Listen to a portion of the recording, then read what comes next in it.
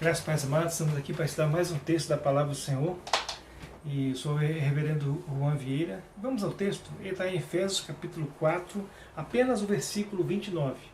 É um versículo pequeno, mas o apóstolo Paulo, ele, nesse momento aqui, ele traz grandes ensinamentos importantes, né? Eu creio que naquele momento, essa carta que foi escrita aos amados irmãos que estavam em Éfeso, foi importante para eles e tenho certeza que é importante para nós hoje. Então vamos ao texto, diz assim: não saia da vossa boca nenhuma palavra torpe, e sim unicamente a que for boa para edificação, conforme necessidade, e assim transmita graça aos que ouvem. Amados, quando nós olhamos para esse texto, a palavra torpe, muitas pessoas às vezes pensam, associam a palavra torpe como se fosse um palavrão, como se fosse uma palavra assim de baixo calão, no sentido de palavrão mesmo, né? Uma palavra nesse sentido. No entanto, essa palavra torpe, ela no original, no grego, ela apresenta para nós como sapros. A ideia da palavra sapros, ela traz uma informação importante.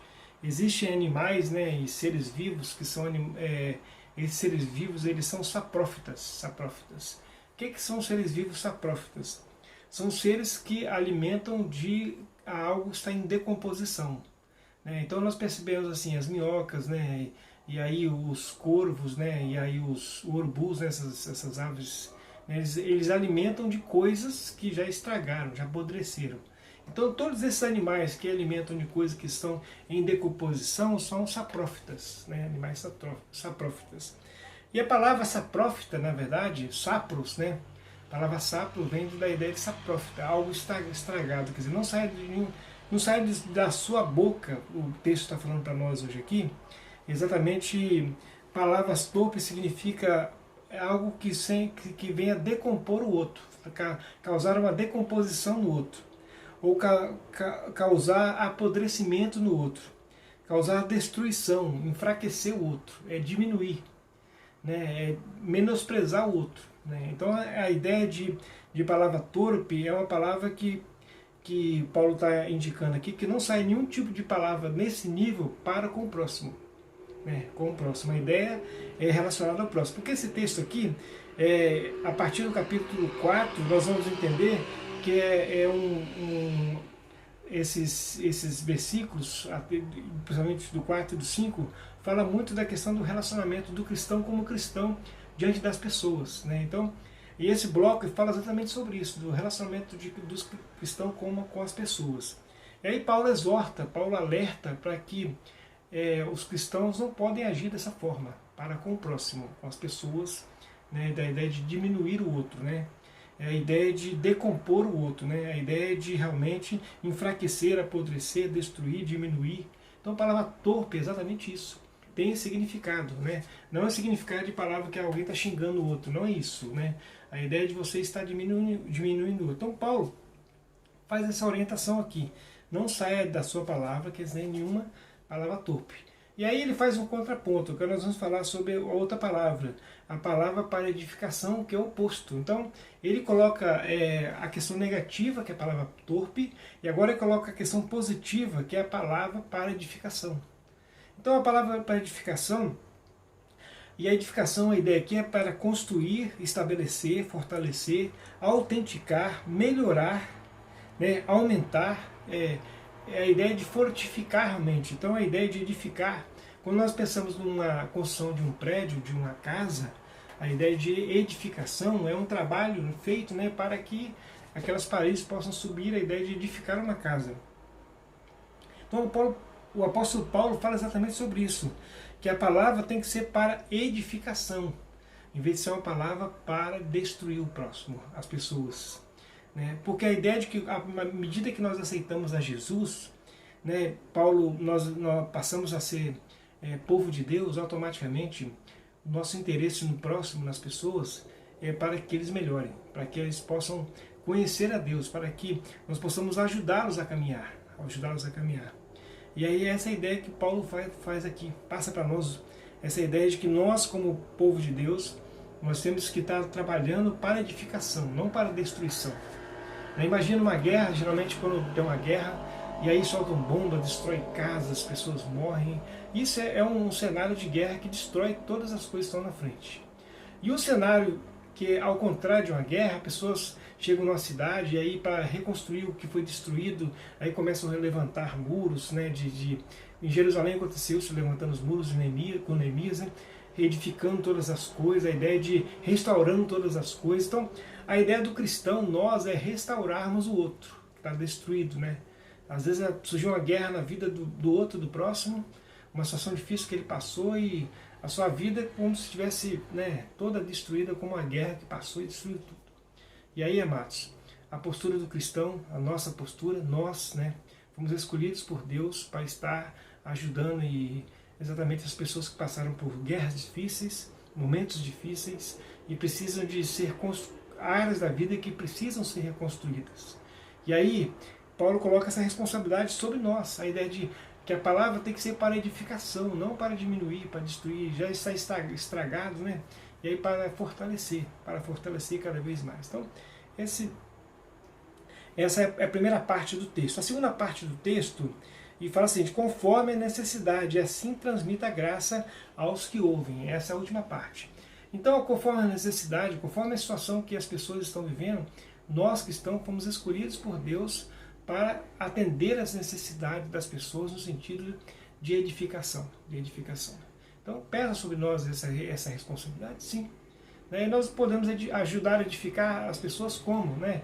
Com o nosso braço amigo, com a palavra de Deus, com as próprias orações. Né? Nós podemos ser usados por Deus na vida daqueles que precisam ter a vida reedificada em diversas áreas.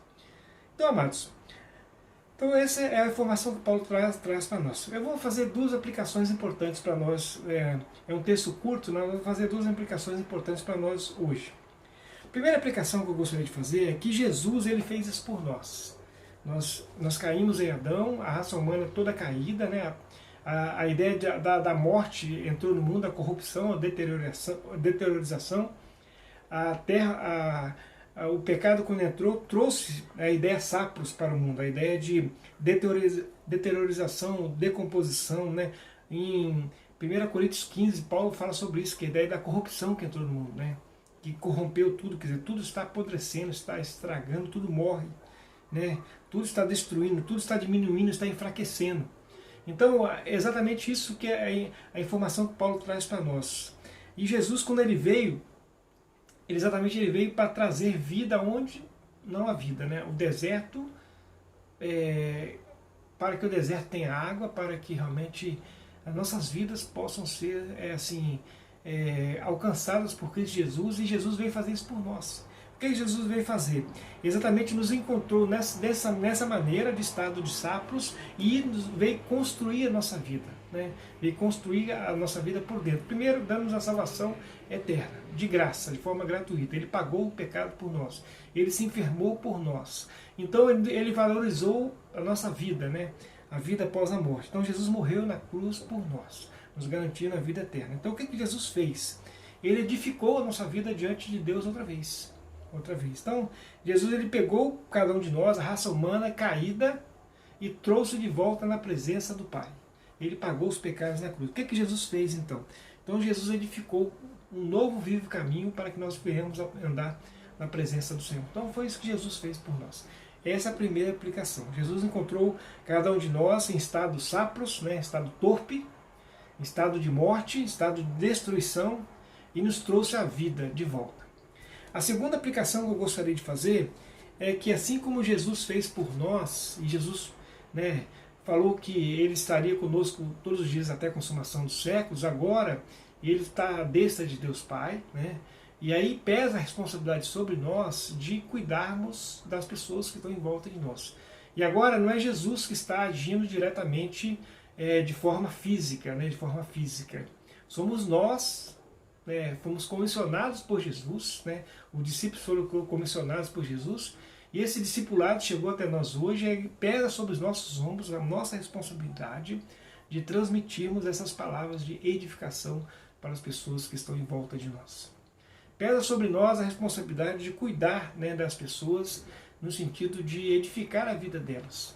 Então é possível sim que as pessoas tenham a vida destruída, né? Como se passou uma guerra, destruiu a vida da pessoa, e é possível sim. E é importante que nós possamos estar nos colocando à disposição do Espírito Santo de Deus para que essa obra de Jesus ela continue.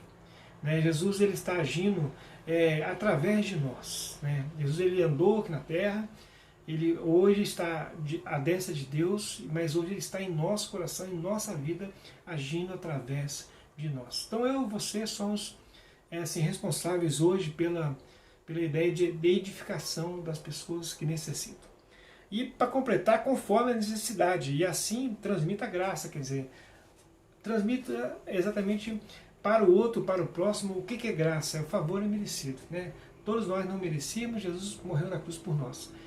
Muitas vezes as pessoas não merecem, né? Não merecem porque... E a maioria das vezes não merece, ninguém merece nada realmente. Né?